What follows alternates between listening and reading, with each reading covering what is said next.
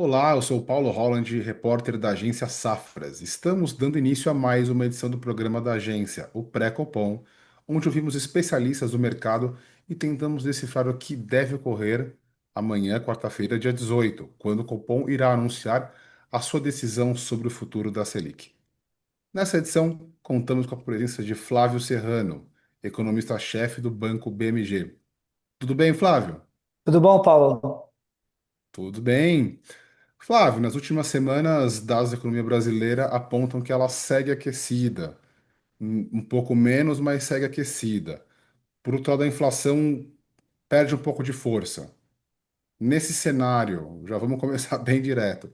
Qual deve ser a decisão do Copom amanhã? Tá, vamos lá. Bom, a gente acredita que a decisão amanhã é de manutenção da taxa básica de juros, tá? Então, o nosso call é que o BC vai manter em 14,75. Acho que é importante a gente pegar um pouco a evolução do cenário que a gente vivia na reunião de maio para cá, o que aconteceu nesse período, né? E lembrando também um pouco a comunicação do Banco Central. O Banco Central, naquela reunião, falava de um balanço de riscos mais simétrico, ele colocava três riscos de alta e três riscos de baixa para a inflação no cenário prospectivo, e dizia do ambiente de maior incerteza que ele precisaria de flexibilidade para absorver os dados, né, e tomar então a melhor decisão. Bom, de lá para cá a Fox ficou basicamente estável, tá? A gente teve uma queda de 2025, mas aqui já não, o horizonte relevante é final de 2026 hoje, né? Então, assim, a decisão de política monetária hoje está mirando a inflação no final de 2026, então 25 não é muito importante, acaba ajudando um pouco em termos de inércia, né? Pode a inércia um pouco menor de 2025 pode ajudar um pouco a inflação de 26. Mas a inflação de 25 ela caiu basicamente porque a gente tem tido uma dinâmica favorável de alimentação, agora na margem, né? Então os preços de alimentos recuando um pouco, aproveitando aquilo que você falou, né? Números de inflação um pouco melhores. E também o reajuste da gasolina. Teve uma queda no preço da gasolina, que acho que alguns analistas incorporavam no preço, outros não. Então acho que esses dois fatores acabaram ajudando a uma inflação menor para 25. Mas se a gente olhar 26 e depois 27 e 28, a Focus ficou estável, tá? Ficou lá 4,50, 4 e 3,85, basicamente as taxas que existiam na reunião passada, tá? Isso pegando focos. Quando a gente olha a inflação, aproveitando aqui, né, um pouco da análise ainda da inflação, teve uma melhora, né? Eu falei um pouco da questão da alimentação, a redução de preços de gasolina, mas houve uma melhora na inflação de serviços e principalmente nos núcleos de serviços e nos núcleos do IPCA, né? Então a gente tem, os economistas fazem diversas medidas para tentar analisar um pouco o comportamento do IPCA mais em tendência e não só a flutuação, sobe, cai, né? E os núcleos de inflação melhoraram bastante desde a última reunião para cá. E também as medidas de inflação de serviços subjacente, que seria a mesma coisa que o núcleo de inflação de serviços, né? Então, do ponto de vista de inflação, melhorou. A atividade, ela melhorou também, mas, como você falou, ainda continua aquecido. Acho que em especial o mercado de trabalho, né? Então, se a gente olhar os dados de atividade em geral, eles não foram muito fortes. A gente teve uma queda do varejo, caiu ali perto de 2% do varejo ampliado, o restrito caiu um pouco menos, né? Caiu 0,4% agora no mês de abril. A serviço, né? A pesquisa mensal industrial, né? Então, a PIM, na verdade, pesquisa industrial mensal. Então, a produção industrial caiu, cresceu 0,1, né? Mas ela vem um pouquinho mais de dinamismo no segundo tri em relação ao primeiro. E a PMS, que é a pesquisa mensal de serviços, ela desacelerou também e ficou ali no 0,2. E aí saiu o BCBR ontem, mostrando a economia praticamente parada, né? Então ali já a leitura já não é a primeira leitura que a economia está meio de lado ali.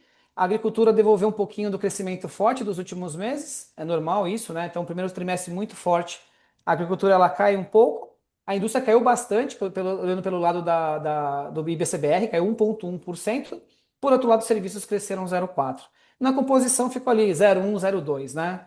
Então, atividade que na margem ficou de lado. Mas o mercado de trabalho ainda está muito forte, né? O mercado de trabalho com desemprego de 6,6% e o CAGED rodando ali na casa dos, né, 170, 180 mil postos de trabalho, continua muito forte. Então, acho que desse lado dá para a gente falar que os dados não foram tão bons assim como foram os dados de inflação, né? Piorou o mercado internacional, assim, no sentido de que preços de petróleo, por conta do conflito internacional, pioraram, né? Que a gente tinha na reunião passada preços de petróleo um pouco mais baixos, mas por outro lado o câmbio melhorou bastante, né? O câmbio era por volta de 5,70 na reunião passada, Se a gente for olhar o método que o BC utiliza, que é fazer a média dos últimos 10 dias, está perto de 5,60, então ele melhorou pouco, mas na margem a gente já vê o câmbio abaixo de 5,50, né? 5,48, 5,49. O câmbio piorou um pouco, mas desculpa, o petróleo piorou um pouco, mas o câmbio também melhorou bastante. Então, piora marginalmente. Quando a gente olha, então, o conjunto de informações, ele é meio que neutro ali para positivo em relação à última reunião do Copom. Mas, de fato, a gente tem ainda dúvidas em relação à desaceleração da atividade, dúvidas em relação à persistência dessa melhora da inflação, e a gente continua com o ambiente desancorado, né? Então, assim, não dá para descartar um aumento na reunião de quarta-feira, tá? Mas a gente acha que o mais provável é manutenção. Acho que faz mais sentido, aí é em especial quando você pega a questão das incertezas, o BC falou muito das incertezas em relação ao ajuste todo colocado até agora. A gente não pode esquecer que o BC subiu taxa de juros de 10,5 até 14,75 na última reunião, né? Foram mais 50 pontos, 14,75. É um movimento bastante forte, né? De alta de juros num espaço de tempo relativamente pequeno. E aí, então, a gente tem dúvidas em relação a gente, o BC, todos os economistas, né? Em relação às defasagens, né? Então, quando você mexe em política monetária, como a gente falou, o BC está mirando quarto tri de 26, né? Então tem bastante chão daqui até lá.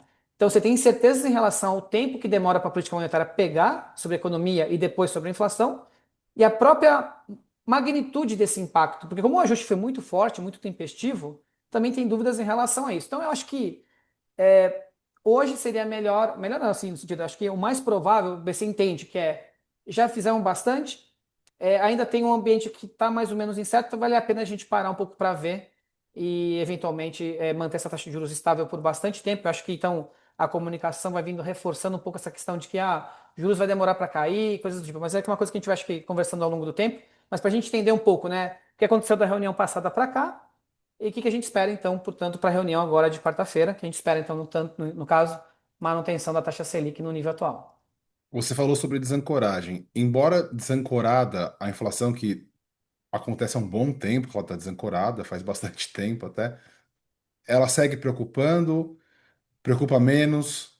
É, só para a gente só fechar esse ponto de inflação e passar para a próxima aqui. Vamos lá, então. De fato, desancoragem de expectativas é algo sempre ruim para o Banco Central. Então, qualquer banqueiro central fica incomodado com uma desancoragem de expectativas, porque isso faz com que, para o mesmo nível de juros, a inflação seja maior. Então, vamos pensar do lado contrário. Se você quer um nível de juros mais baixo, você precisa de um juros mais alto, né? Isso te gera um custo. Então, é um custo associado à desancoragem de expectativas. O grande problema é que a gente tem dois tipos de desancoragem atualmente.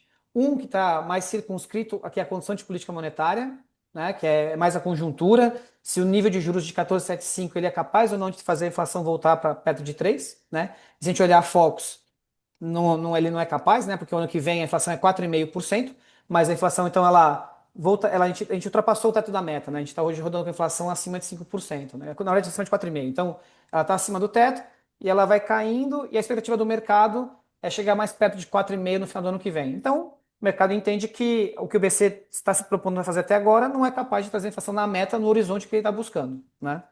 Até se a gente for pegar as projeções do Banco Central, a inflação não estaria na meta também, né? Porque a inflação na reunião passada estava em 3,6% em 2026, que é o horizonte relevante do Banco Central. Então, vai ficar parecida a projeção da inflação do BC, tá? Vai ficar ali 3,5%, 3,6%. Então, a gente não consegue chegar na meta 3% com 14,75, tá? Mas o mercado acha que nem perto disso, né? A gente está falando de uma inflação de 4,5%. Mas tem a segunda desancoragem, que ela também é ruim, que é essa desancoragem mais longa, que é 27 e 28, tá? E essa desancoragem está mais associada, acho que, por condição de política econômica, né? Então, a questão fiscal, os problemas de ordem fiscal que a gente tem mais estruturais e a incapacidade do governo de ajustar um pouco essa trajetória dos gastos e, como consequência, a trajetória da dívida. Então, se a gente olhar, o mercado como um todo espera que a dívida pública brasileira continue subindo e subindo de maneira forte, né? E isso, então, gera uma expectativa de que, olha, não vai ter muito jeito, a correção desse problema não vai vindo com medidas mais austeras e vai vir com uma inflação mais alta. Então a gente vai, né, a gente como economia, precisar de uma inflação mais alta para corrigir um pouco esse desequilíbrio. Então são duas ancoragens ruins, né? Porque uma está associada ao BC e eu acho que ele já fez bastante, mas de qualquer forma ainda parece que ele não foi o suficiente pela visão mediana do mercado. Mas tem uma desancoragem que é pior ainda, porque não tem muito a ver com o Banco Central, né? E essas duas coisas acabam atrapalhando o trabalho dele, né? Então acho que nesse aspecto a desancoragem é algo bastante ruim e indesejável para qualquer banqueiro central. Você falou do fiscal, que seria a minha próxima pergunta. O fiscal, que também é um assunto que, não apenas nesse governo, a gente já vem falando do fiscal há um bom tempo. Temos um novo imbróglio do IOF, o governo tentando correr contra o tempo no Congresso, enfim. Como você vê esse cenário? Você já deu fez um overview aqui. É preocupante? É mais do mesmo? No final tudo vai se acertar? Como que você vê isso aí impactando na Selic? Tá, vamos lá. Eu acho que, como a gente falou, né? Mesmo que eu esteja errado e o BC suba de novo na próxima reunião, a gente entende que a gente está muito próximo do final do processo, né? Então, se ele não parou em maio, ele vai parar agora em junho, né? Então, chega na reunião de junho, amanhã vai ser zero, ou eventualmente ele vai dar mais uma alta de 25 pontos. A gente acha que isso basicamente encerrou o processo de aperto monetário. Então, a gente vai ficar com a taxa Selic em 15%, entre 14,75 e 15, vai? Acho que isso aí pega 90% dos cenários possíveis, né? Eu acho que uma alta em julho parece pouco provável. Mas enfim, esse cenário, antes então, falamos disso, vamos falar do fiscal. Esse cenário fiscal já não é de, como você falou, não é de hoje que isso acontece, né? A gente já vem com uma dinâmica de gastos que ela é crescente em geral, os governos buscam corrigir, né, chegar na meta primária com aumento de imposto, né? Tem sido algo meio recorrente na história do Brasil já há bastante tempo. Não é à toa que a dívida nossa é alta em relação aos nossos pares emergentes. Ela é mais próxima de países avançados, só que fica algo no meio do caminho, na verdade, né, para ser mais preciso. Só que os nossos juros reais são mais altos que qualquer economia emergente, né? A gente está falando hoje que a economia brasileira está operando com juros reais de 9,5%, pegando no horizonte de um ano, e quando você fala taxa de juros mais longas, é 7% real. Esse juro, com esse nível de dívida, ele é insustentável, né? Então a gente vai precisar passar por um ajuste mais austero do ponto de vista de gasto público para a gente conseguir endereçar melhor essa situação. Então, o que a gente enxerga? No curto prazo, a dívida continua subindo.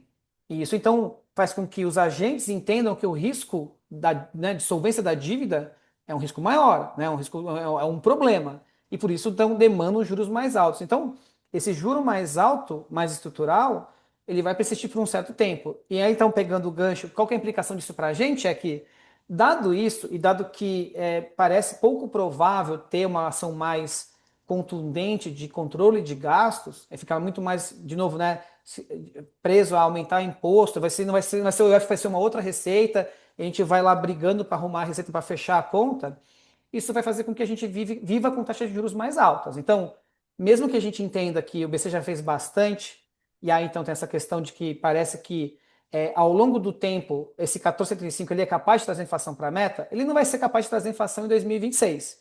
Mas talvez ali para começo de 27, né, primeiro semestre de 27, a inflação já esteja mais próxima de 3%, segundo a modelagem do Banco Central, né?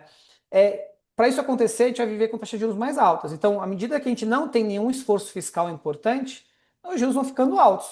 E aí, isso lá na frente vai ter consequências como uma desaceleração econômica mais forte. Claro, a inflação vai também ceder, mas uma desaceleração econômica mais forte, um aumento do desemprego. E aí, continua uma situação ruim, porque aí você começa a pegar o fiscal de outro lado, né? Que é pelo lado do crescimento. Então, acho que é o grande desafio nosso aqui é conseguir pensar nos próximos anos, ter uma agenda de maior controle dos gastos, para que a gente consiga de fato baixar os juros estruturais, né, esses juros estruturais da economia, e aí sim, com juros mais baixos de maneira estrutural e a economia voltando a crescer em um ritmo um pouco mais consistente, a gente tem então um ambiente fiscal melhor. E essa é aquela história, né, que uma coisa leva a outra.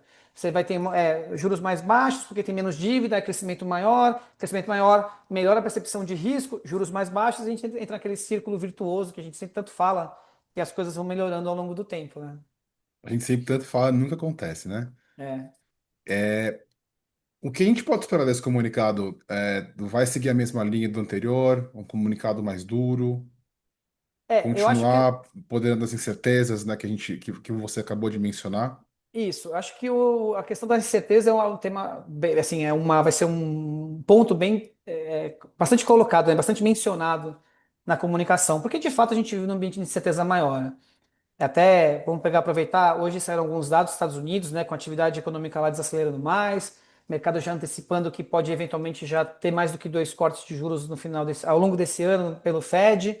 Outras economias avançadas também vão enfrentando um problema de crescimento mais importante, portanto também há uma expectativa de queda de juros no âmbito global. Então, assim, é um cenário de desaceleração econômica para frente. Então, parece que do ponto de vista de desinflação, isso vai acontecer. Mas o que acontece é que no curto prazo tem vários elementos de incerteza em relação à inflação mais alta, né? Então mercado de trabalho mais forte, a questão das tarifas no âmbito global, né? A volatilidade dos preços do petróleo, por exemplo, usando a tensão geopolítica para impulsionar o preço do petróleo. Então veja que no curto prazo tem muita incerteza e essas incertezas geralmente elas estão apontando para cima de inflação, enquanto que as incertezas de médio prazo parece que é para baixo. Por isso que a gente entende que talvez, né, o parar agora faça sentido. Assim como provavelmente o Fed amanhã também deve manter a taxa de juros estável, né? Então, nesse ambiente de maior incerteza, eu prefiro ficar parado, porque eu consigo avaliar e se for o caso eu corto mais se precisar. E também se eu tiver, se assim, se a inflação for mais persistente, eu deixo mais tempo parada. E acho que então a incerteza é um ponto que vem bastante forte na comunicação, mas um outro ponto que é isso que a gente acabou de falar, é que as taxas de juros, é que a gente vai assim, na verdade ele vai falar assim, a conjuntura econômica demanda taxas de juros contracionistas por um tempo prolongado, né? Então acho que isso que é a mensagem principal. Então mesmo que ele pare, não se vislumbra um corte de juros no curto prazo, entendeu? Porque essa é a mensagem que ele tem que colocar na comunicação. É, se ele subir, vamos supor que ele suba 25, eu acho que é basicamente o mesmo, mas talvez ele ainda prefira deixar ainda até aberto. Eu acho que não sei se ele sinalizaria o final do ciclo. Porque deixar aberto, você ganha, né, um pouco de, pode ser que ele suba, não sei se vai subir ou não. E aí toda essa questão de o mercado, os agentes, não falo mercado, mas assim, os agentes em geral, né, porque são também nós como consumidores também somos agentes, né, econômicos, né, a empresa, eu estou falando no geral para ele é ruim antecipar o processo de corte de juros, né? A gente já está na discussão de corte de juros, se ia ter espaço ou não para cortar. E a gente está num estágio anterior, é que se dá para parar ou não, entendeu? Então acho que a mensagem toda do Banco Central é de que a gente vai viver com taxas de juros altas por um certo tempo, entendeu? Então acho que reforçando essa mensagem é a principal tônica da comunicação oficial do BC nessa decisão de junho. Você mencionou que acredita que o Fed deva manter os juros amanhã inalterados. Qual o impacto disso? Vai ter um gap, né? Uma questão de uma hora, agora não lembro o fuso, sempre muda, mas vamos falar uma hora entre um anúncio de uma decisão e a outra. Tem algum impacto desse anúncio anterior do Fed um pouquinho antes? Na verdade, não. A não ser que o Fed, por exemplo, cortasse, mas não me parece que isso seja o cenário mais provável. Me parece que é um cenário de cauda, né, que a gente chama residual. É uma probabilidade muito baixa de acontecer. Essa reunião, elas devem manter. É uma reunião que eles apresentam um material complementar, que a gente está acostumado a falar dos dots, né, que são os pontinhos que representam cada um dos diretores do Fed em sua visão de política monetária, o que ele acha que é a política monetária mais provável. E a mediana desses pontos apontava para dois cortes de juros na última reunião, na reunião de março. A gente imagina que isso vai ser mantido, tá? Então não tem alteração. Mas, por exemplo, se por acaso a mediana mudar para três cortes, mesmo que eles mantenham a taxa de juros na decisão, já é uma sinalização de que eles estão vendo um risco de mais desaceleração econômica. Aí talvez pudesse impactar, entendeu? Mas se a gente for pensar no que é o cenário provável, que é manutenção da taxa básica no Fed e manutenção do que a gente chama de DOTs, não deveria ter tanto impacto para o Banco Central. E eles se deparam com mais ou menos o mesmo cenário, né? Se a gente pegar para comparar, é curioso que eles veem uma economia que vinha forte e está dando sinais de que está parando, mas ainda tem algumas incertezas. Por outro lado, o mercado de trabalho muito forte. E aí a preocupação com a inflação de curto prazo, tanto lá o CPI quanto os números de inflação aqui no Brasil, do IPCA, vieram melhores que o esperado, né? Então, foi muito parecido assim o que está acontecendo. E aí, vamos ver se vai ficar parecido também a política monetária, né? Porque parece que o provável para o Fed é manter. E a gente está com um pouco de dúvida ainda se o BC vai manter ou não na reunião de quarta-feira. É, estamos chegando ao primeiro semestre finalizado de gestão Galípolo, né? O presidente do Banco Central, Gabriel Galípolo.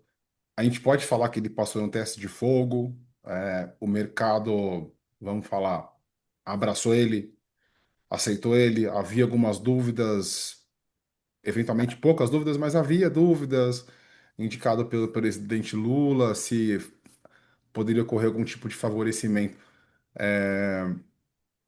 Porque é o ano de eleição, ano que vem, isso vai ser cada vez mais falado, a questão fiscal vai ganhar mais força, por eventualmente o governo abrir uma torneira no modo eleição, que o mercado costuma falar. A gente pode falar que o Galípolo passou no teste de fogo? Então, na verdade, acho que o grande teste vai ser conseguir trazer a inflação de volta para a meta, né? Porque a gente está com a inflação estourada. Então, ainda acho que vai levar um certo tempo. Mas, de fato, assim, toda a transição, a comunicação, as ações sempre foram muito pautadas na tecnicidade, né? Então, decisões de caráter técnico. Isso o Banco Central carrega há muitos anos, né? Se a gente for pegar na história do Banco Central, principalmente vamos pegar após Armínio, né? Que a gente entra com o sistema de metas para inflação. Então, é o modelo que a gente tem hoje. Praticamente em nenhum momento você ficou com grandes dúvidas em relação ao comprometimento do Banco Central em relação à meta. Teve um período lá mais ruidoso, né, no governo Dilma, mas a gente, né, em geral, o período anterior e o período posterior, a gente nunca teve muita discussão, muita dúvida de que o Banco Central estava trabalhando para trazer ali a inflação para a meta, que mudou um pouquinho o conceito, né? Agora é trazer a inflação na meta com menor suavização, né? Com alguma suavização do ciclo econômico para evitar grandes choques. O sistema agora não é mais um ano calendário fechado, é uma meta móvel ao longo do tempo. Isso tem benefícios, tem a parte boa e a parte ruim, mas a parte boa é que produz um pouco menos de volatilidade na política monetária, e aí isso pode trazer também menor volatilidade na atividade. Mas assim, até agora, tudo bem, a gente tinha lá a comunicação do guidance, e o guidance era para dar, a gente teve aumento de dezembro, mais dois aumentos de 100. E foi dado, tivemos mais 50 agora na reunião de maio, a gente pode falar que ainda está um pouco em aberto aí, eventualmente, o final do processo, pode dar de novo.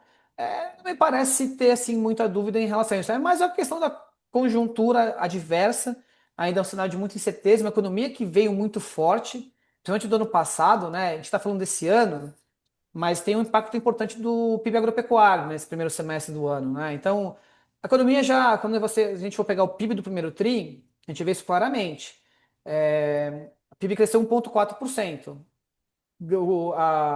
A agricultura cresceu 12%, né? A indústria e os serviços ficaram praticamente de lado. Então, é um resultado claramente puxado pelo agro. Isso vai ter impactos, inclusive, para o ano como um todo. Mas o primeiro semestre é muito puxado pela agricultura e os outros demais segmentos já mostrando um pouco menos de dinamismo. Só que a gente continua com o mercado de trabalho que está reagindo àquela economia que vinha muito forte no ano passado ainda, né? Porque o mercado de trabalho ele é defasado. Então, mais defasado ainda, né? Então, assim, as coisas para acontecer no mercado de trabalho demoram. E aí, aquela economia que vinha muito forte, com uma demanda doméstica muito forte, com muito impulso fiscal, aquilo, até a gente conseguir contornar isso, leva um certo tempo, né? Então, eu acho que é natural, né, nesse processo, ter ainda algo a gente percorrer aí para a gente conseguir trazer essa inflação para a meta. Então, tem alguns sinais positivos, a gente tem ainda alguns problemas, né? Mas assim, é, mesmo que a gente, né, vamos supor, tirando o Banco Central da equação, todo esse bit de certeza que a gente está falando, se está crescendo, se não está, se o mercado de trabalho vai estar forte ou não está, desancoragem ou não, tem muita coisa relacionada à política fiscal, né? Então, e mais anualmente de incerteza grande que no âmbito global, né? Então você tem incerteza em diversos aspectos da economia que acabam dificultando um pouco o trabalho. E aí, então, ao longo né, nesses próximos meses, a gente vai ver como é que vai ser a continuidade, né, a extensão. E aí sim, quando a gente tiver a inflação para a meta, a gente pode falar que ali aí sim, estamos resolvendo, né, ele passou sim no teste. Eu ia perguntar sobre taxa terminal do Selic, eu entendi então que é 14,75 na sua visão. E então eu vou te perguntar o que você projeta para a Selic ao final desse ano. Tá, vamos lá. A gente acha que poderia ter um corte em dezembro, tá? Mantido aí, né, se tiver manutenção agora na taxa de juros na reunião de quarta-feira. Se tiver extensão, mas por mais um 0,25, talvez adie um pouco o processo, porque você precisa, né, ter alguns meses ali para avaliar e ter certeza da desaceleração. Se o BC optou por subir 25, quer dizer que ele ainda vai deixar provavelmente em aberto, a próxima reunião, reunião de julho, então talvez já não dê mais para cortar no final desse ano. Mas o que que é o importante? É que esse ano praticamente todo com a taxa de juros parada, né? Então a gente fez um movimento que foi lá do terceiro tri até agora, né? O segundo trimestre desse ano. A gente está encerrando esse processo, né? Com a 14,75 ou a 15, e a taxa de juros vai ficar pelo menos, né? Boa parte desse final do ano parada. É, talvez no ano que vem, se a gente tiver um cenário, né, mais favorável, então ele começa a cortar e tem um espaço para cortar, mas assim, quando a gente fala de juros mais altos, a gente não está só fechando o ano de 25, por exemplo, né? Não é assim, vai ficar parado a 14,75 e vai ficar. Mesmo quando o BC vier a reduzir a taxa de juros, que a gente acha que provavelmente ano que vem isso acontece, ainda assim vai ser um corte de juros mais comedido. Porque esse cenário de desancoragem das expectativas, principalmente, demanda ter um juros um pouco mais alto do que seria necessário se a expectativa tivesse ancorada. Então a gente acha que ele vai cortar para perto de 12, né? Então, vamos supor que parou no 15.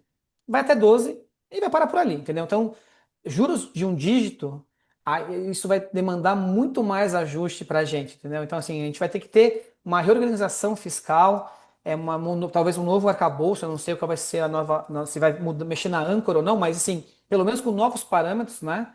Para que seja uma âncora mais forte, para que a gente consiga produzir uma trajetória de dívida que é menos ascendente, né? Ela cresça mais lentamente. Então, só isso vai fazer com que a gente consiga trazer de novo esses juros para perto de 10 ou um pouco abaixo disso, entendeu? Então, quando a gente estiver reduzindo os juros de 14,75 ou 15 para 12, tirando esse excesso de aperto de política monetária, entendeu? Porque esse excesso é em função da inflação ter estourado. Agora a gente precisa trazer a inflação de volta para a meta. A inflação voltou para a meta. Então a gente tem espaço para cortar alguma coisa. Só que as expectativas de inflação desancoradas, elas produzem um custo para a gente conviver com juros mais altos. Então, mesmo quando a gente cortar, juros vão ficar ainda elevados, tá? Então, para os juros cair, de novo, para perto de 10 ou menos, vai demandar um bom trabalho nosso aqui, como país, né, para trazer um ambiente econômico melhor. Senão a gente vai continuar com juros altos por bastante tempo. Perfeito. Gostaria de agradecer ao economista-chefe do Banco MG, Flávio Serrano, pela entrevista. A agência Safra está com uma nova programação de vídeos à disposição nas nossas redes sociais. Acompanhe, siga e se inscreva no nosso site, no nosso canal do YouTube, para entender os movimentos do mercado. Obrigado, Flávio. Valeu, Paulo. Um abraço a Até a todos. próxima. Tchau, tchau. Até. Tchau.